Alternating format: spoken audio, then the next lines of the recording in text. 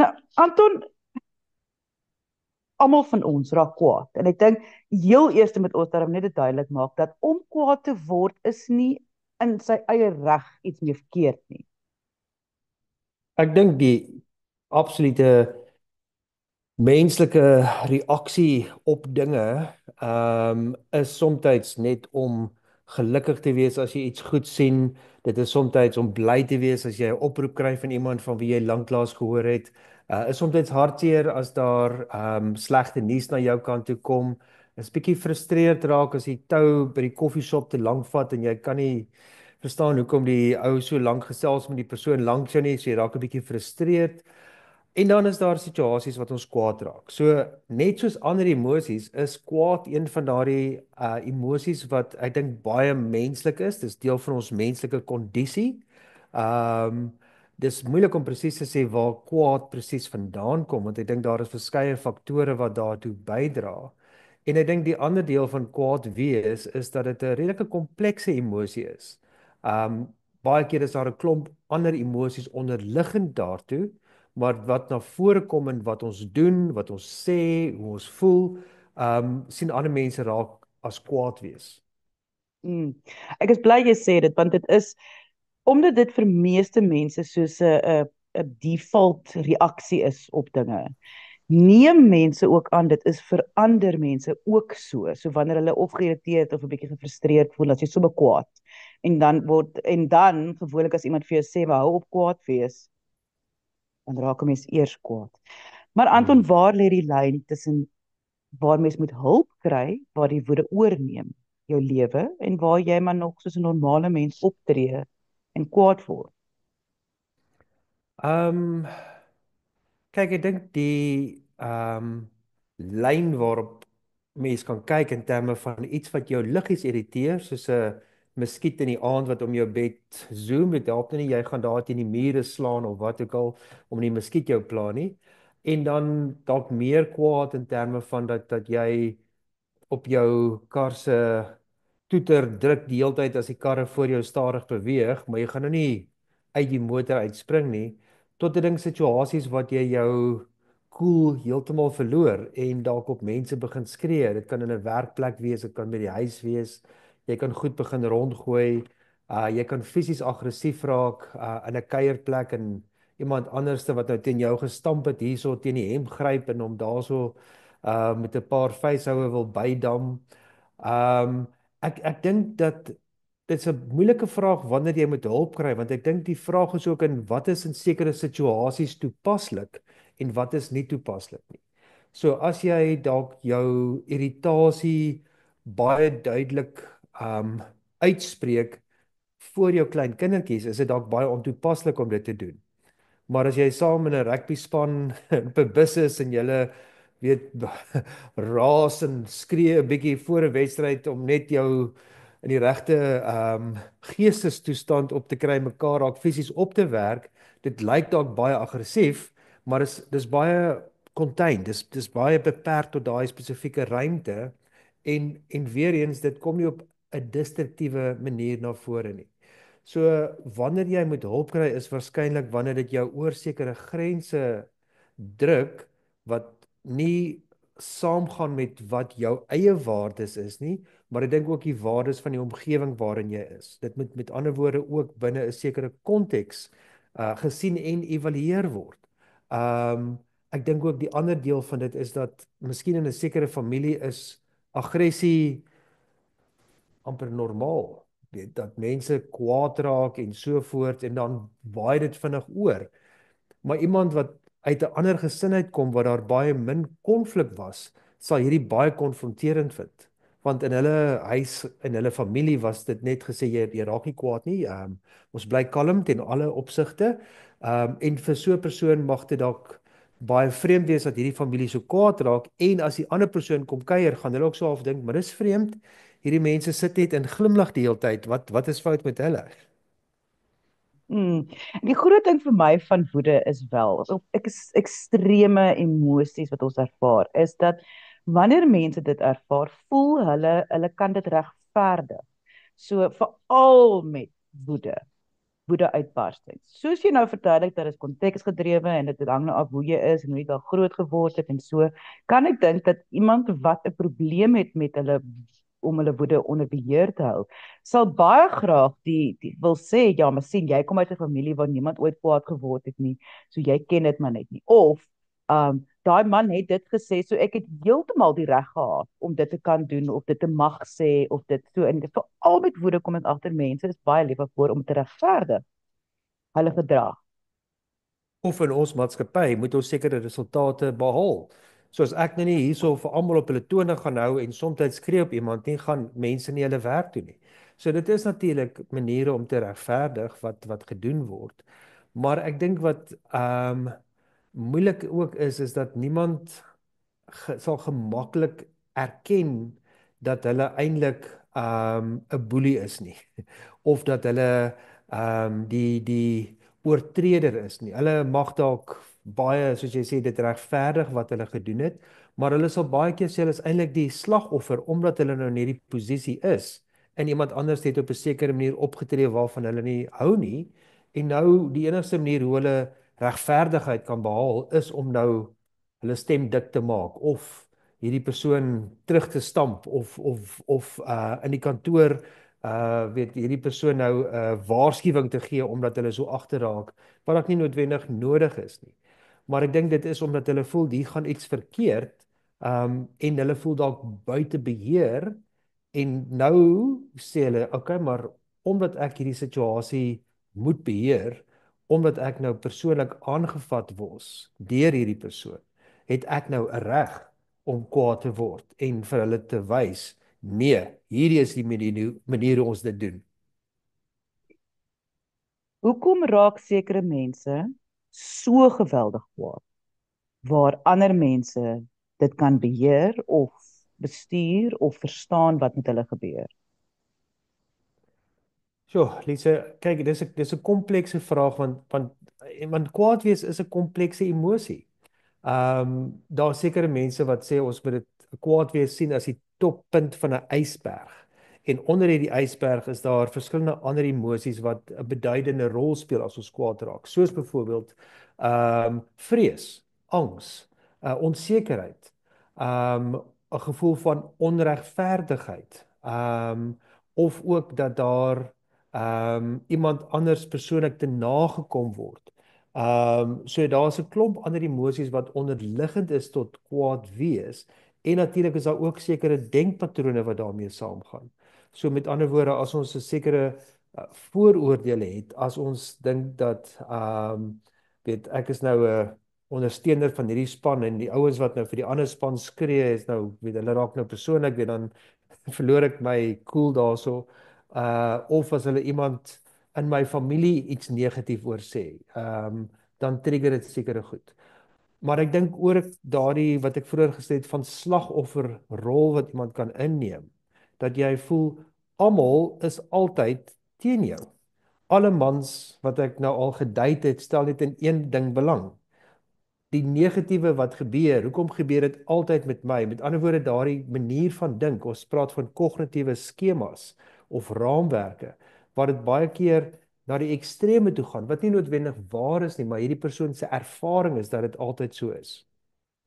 En dan is daar ook die fisiologiese gedeelte, dat ons liggame raak opgewerk, jou liggaam skei adrenalien vry en noradrenalien deur die byniere. En dan is hierdie intense emosionele, fisiologiese en manier van dink, alles wat soos 'n perfekte storm bymekaar kom, wat dan maak dat hierdie persoon dan in daai oomblik net oorweldig voel deur hierdie kwaad wees. En ongelukkig in hierdie, kom ons noem dit rooi sone, is dit baie moeilik om net terug te staan en asem te skep want jy is nou in die hitte van die oomblik. En dit mag dalk die hitte wees waar daar nou 'n klomp ouens in 'n kroeg staan en weet ra kwaad raak vir mekaar.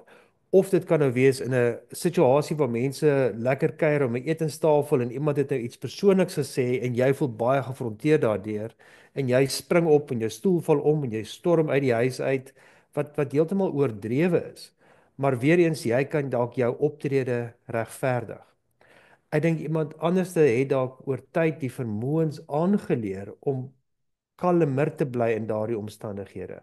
En dit kan wees omdat hulle sekere voorbeelde gehad het. As daar konflik in 'n huis is, hoe bly jy rustig? Hoe haal jy asem? Hoe fokus jy dalk nie alleen op die ander persoon se gedrag nie, maar ook wat met jou gebeur? En daardie tegnieke is dan baie waardevol as jy jouself in so rooi sone bevind, as die hitte begin erg raak.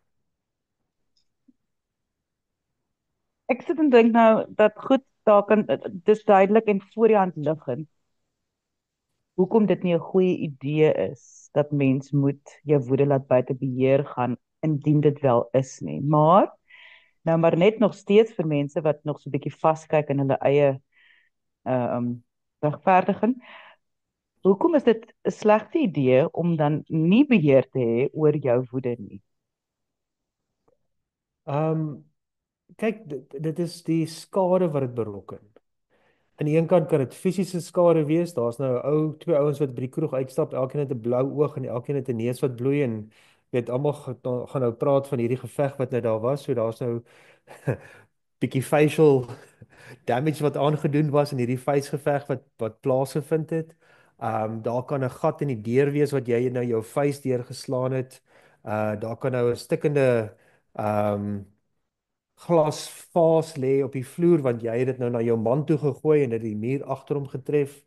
Daar kan op 'n ander vlak die verhoudings wees wat skade ly. Weet mense wat dan nou nie meer mekaar vertrou nie want as jy iets sê dan ontplof jou lewensmaat of jy weet doen nou maar dinge op jou eie want elke keer as jy iets vra vir die ander persoon dan raak hulle so geïrriteerd. Dis veiliger vir jou om dan maar eerder te onttrek en terug te staan.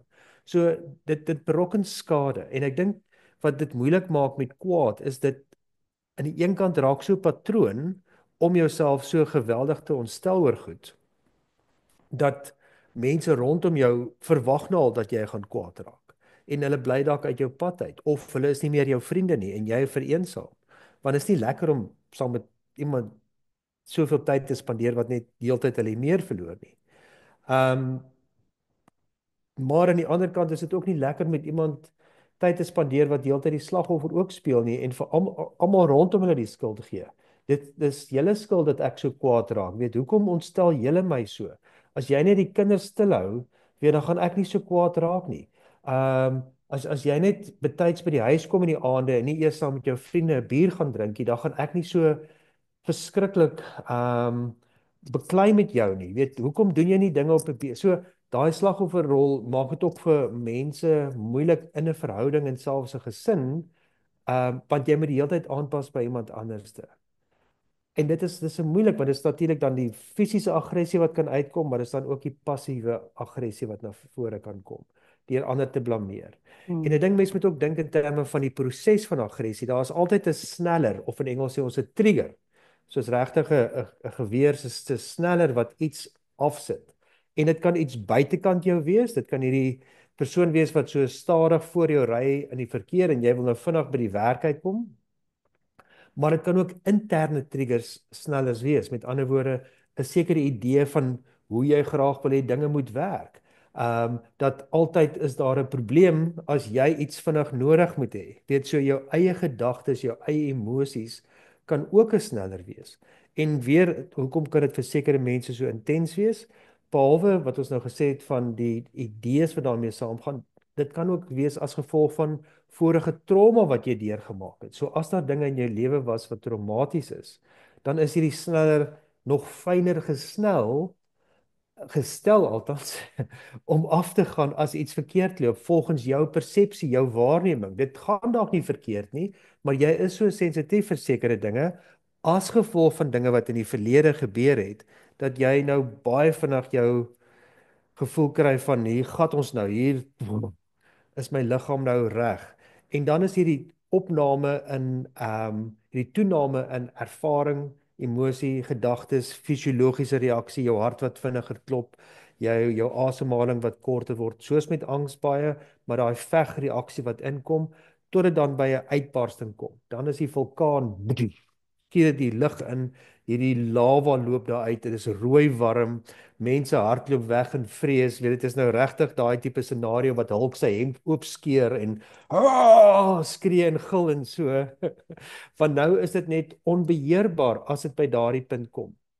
En as die stof nou gaan lê, dan is daar die hopelike resolusie wat kan plaasvind. Wat iemand nou sê, "Joeg, ek moes nooit dit gesê het nie.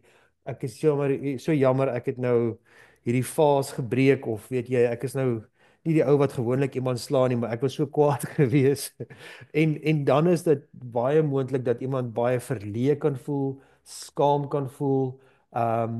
Hulle kan dalk net probeer om dit te vermy. So dan in daai resolusie oomblik is daar dalk die geleentheid om te verstaan wat gebeur het. Maar ek dink dit vat ook die emosionele insig om te sien hierdie is my kwaad wees. Daar mag dalk triggers daar buite kan wees en dit gaan altyd daar wees. Maar ek het nodig om iets te doen met my en meer wat soveel skade kan berokken. Nou kyk Anton, soos jy nou praat, dink ek ja, dit is nou in die perfekte wêreld. Ekskuus, ek veg hier met die son wat nou hier in my gesig begin skyn. So vat dit nou maar so. In die perfekte wêreld sal iemand dan nou in hierdie oomblik na woede, as hulle nou dink daaroor en hulle sal nou nabetragting neem en alles, maar die probleem, en dis gewoonlik omdat hulle 'n patroon is met mense wat nie hulle woede onder beheer het nie, is ek wil amper sê ons iets opmaak hier, so die tough guy syndroom van hulle is taaf, dis tawwe mense, dis tawwe mans, dis tawwe vroue, dis mense wat heeltemal veg vir hulle self en dis jy sê hulle blameer alles om hulle. Mm, mm, Wat dit natuurlik die moeilike deel maak is om dan te kan insig hê oor dat dit is nie 'n goeie idee nie om hulp te gaan vra om te werk aan hierdie woede. En dis gewoonlik maar soos met verslawing waar dit al op die laagste punt is, verhoudings is opgebreek, jy is alleen, jy het amper al jou werk seker verloor ook en alles as gevolg van jou woede en hier is jy nou in 'n desperate situasie en mens wil amper vir mense die geleentheid bied om oor die tyd, oor daai laepunt al te besef, goed, aan maar net. Maar dit is ook mos nou mense skaam om te sê ek kan nie my woede beheer nie. Ja, ek dink is belangrik jy sê dis mans en vrouens. Ek dink mans is baie keer duideliker in terme van hulle onvermoë om aggressie te bestuur. Maar ek dink baie vroue sukkel ook met hulle aggressie en dit is dalk op ander maniere wat dit na vore kom. Dis dalk baie meer verbaal. Weet hoe jy jou man se voete onder hom kan uitslaan met een of twee woorde wat jy sê of net 'n kyk wat jy vir hom kan gee. Maar ek dink dat daardie bestuur van dit ehm het nodig om te begin met die besef dat daar is 'n probleem en dit beïnvloed my lewe, dit beïnvloed my verhouding met my mense, geliefdes rondom my of my kinders sien dit as 'n voorbeeld. En as ek uit 'n huis uit gekom het waar my pa gereeld weet die deur toegeklap het en my ma gereeld op hom gegil en gevloek het en so voort. En ek wil die patroon nie alleen breek in my eie lewe nie, maar wat nou al waargeneem is deur die sosiale leer wat daar plaasgevind het. Dan het ek nodig om vir myself te sê, maar ek het nodig om terug te staan van myself af en eintlik te kyk wat gebeur, nie net met my nie, maar in die belangrike verhoudinge in my lewe. Dit kan persoonlike verhoudinge wees, dit kan werksverhoudinge wees ensovoorts. En ek dink dit vat moed en baie keer is dit ook met die aanhelp van ander mense om te sê luister, jy gaan nou of vir terapie of jy loop uit die huis uit. Weet waar mense ook sê ek stel nou 'n grens want dit kan nie so aangaan nie. En ek dink ongelukkig wat baie keer daarmee saamgaan, net as 'n vinnige side note, is dat ongelukkig baie keer sal mense aan probeer om hulle woede te beheer met substances, met alkohol, met dwelms, met medikasie ensovoorts. Wat natuurlik nie alleen 'n tydelike verligting gee nie, maar wat eintlik op die langtermyn baie meer problematies kan wees. So ek dink as jy die besef het dat jou woede ehm op so 'n manier na vore kom dat dit eintlik baie afbreekend is. Jy word nou nie alleen gehoor as die kwaai buurman nie of in jou firma was jy nou al 'n paar keer aangespreek oor die manier hoe jy praat met die mense wat jy bestuur, um weet dan is dit nodig dat jy vir jouself moet sê, okay, wat is die pad vorentoe? Want as ek net aanhou met dieselfde gedrag en dieselfde emosies, weet gaan ek waarskynlik iewerste my vrou en my kinders verloor. Gaan ek waarskynlik my werk verloor. Gaan ek waarskynlik gearresteer word. So ek dink dit vat baie dapperheid om te erken dat daar 'n probleem is met aggressie. Tweedens dink ek ook, dit is soms makliker wat dalk nou vreemd klink as jou aggressie fisies na vore kom, want jy kom regtig in die moeilikheid daarvoor. Ek dink dit is nie so maklik om altyd in te sien dat as dit meer verbale aggressie is en waarskynlik soms baie subtiel is, dat jy deel is van die problematiese kommunikasie tussen jouself en ander mense nie. Met ander woorde, jy regverdig weer eens in terme van maar jy sit net mense op jou plek. Jy is nou maar iemand wat van die heup af skiet en vir mense vinnig sê hoe jy voel. Dis nou maar hoe jy is. Maar hulle moet dit weet. Weet. So daai regverdiging is weer eens iets wat al lank daar is en weer sê maar dis eintlik omdat ander mense nie hulle werk doen nie. Dit is hoekom jy vir hulle sê hierdie goed moet nou stop, né? Nee? Maar dit is ook 'n aggressiewe manier hoe jy waarskynlik mense verwyder van jou, verwilder. So dit is moeiliker as daardie manier van kommunikasie so duidelik is. En ek dink wat so belangrik is dat dit weer in baie gevalle 'n verdedigingsmeganisme is. Want jy verdedig eintlik dinge wat jy onseker is oor, of jou vrees dat jy die beheer gaan verloor, of dat jy dalk onregverdigheid in jou lewe ervaar het en jy wil dit nie weer ervaar nie. Of dat jy selfs voel wat ons al van tevore oor gepraat het soos 'n imposter, dat jy hierdie gevoel het dat jy nie regtig daar hoort nie en nou het jy hierdie werk en jy is onseker of jy dit regtig op verdienste gekry het. So nou gaan jy nou maar net jou stem dik maak en vir ander mense sê wat om te doen. Maar eintlik steek dit 'n klomp onsekerheid in jouself weg. En nou wat mense nie altyd besef nie is dit ek dink woede het soveel energie wat jy verbruik om die heeltyd kwaad te raak en die heeltyd geïrriteerd te wees en half uit te kyk vir wat gaan teen my wees en wanneer moet ek hierdie sien mense moet moeg wees. Ek dink soveel mense wat gaan vir woedebestuur en vir iemand gaan professioneel gaan sien vir hulp. Ek dink die grootste geskenk wat hulle wel daar uitkry is hulle kry energie terug, energie vir hulle familie, energie vir hulle self, energie vir hulle werk, energie vir die lewe weer.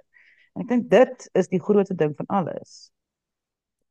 Ek dink wat daarmee saamgaan is dat verhoudinge regtig kan verdiep.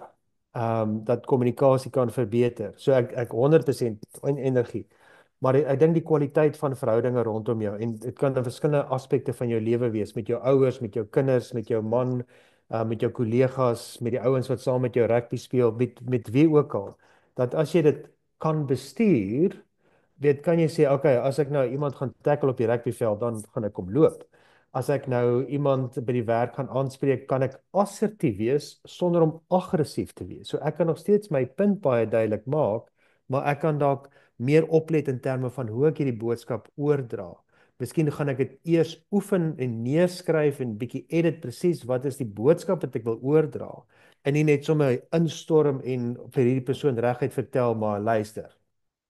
Hierdie stop nou, of wat ook al die geval mag wees nie. Weet jy, hoef nie John Wayne of Clint Eastwood te wees in daai oomblik nie. Jy hoef nie die een te wees wat hierso inkom en nou beheer vat van die situasie nie. Want jy is deel van 'n groter geheel en ek dink dit is die ander ding wat mense dan soms ook uit die oog uit verloor. Dit voel vir hulle asof dit alles persoonlik gaan oor my.